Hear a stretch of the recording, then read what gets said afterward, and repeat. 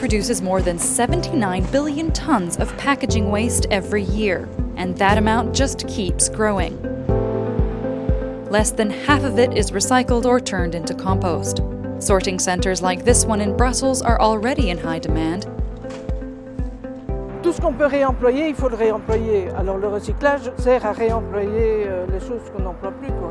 Il faut peut-être officialiser au niveau européen ce qu'est du métal, ce qu'est carton, ce qu'est du papier. Se loro differenziano per bene, quello che va fatto capire è che mettono a disposizione di un mercato quelli che per loro sono scarti, che quindi iniziano ad avere un valore economico.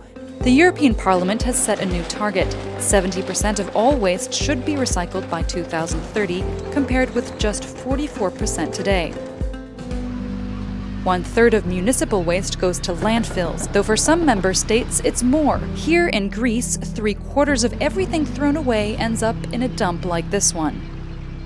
Πιστεύω ότι θα πρέπει να καταργηθούν οι χωματερές, αλλά εφόσον θα υπάρχουν εργοστάσια, θα υπάρχουν χώροι που θα πληρούν τις προδιαγραφές που ορίζονται και από την Ευρωπαϊκή Ένωση. Δηλαδή να φτιάξουμε απλώς ένα χώρο και να μεταφέρουμε τα σκουπίδια και να κάνουμε μια άλλη χωματερή δεν είναι λύση.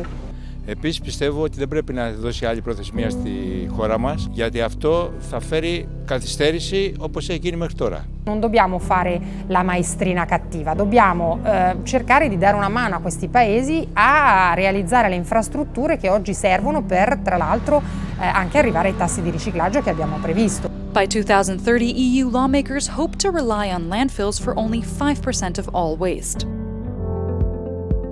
88 million tons of food are wasted in the EU each year, mostly by households. Some of them have already changed their ways. This Spanish family living in Brussels is new to composting and doesn't shy away from leftovers.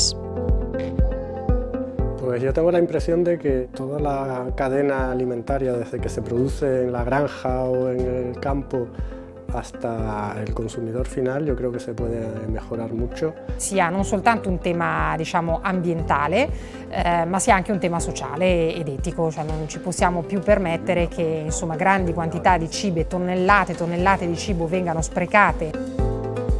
Simona Bonafe's report says nothing edible or reusable should be thrown away. That's the only way Europe can reach its goal of slashing food waste by half by 2030.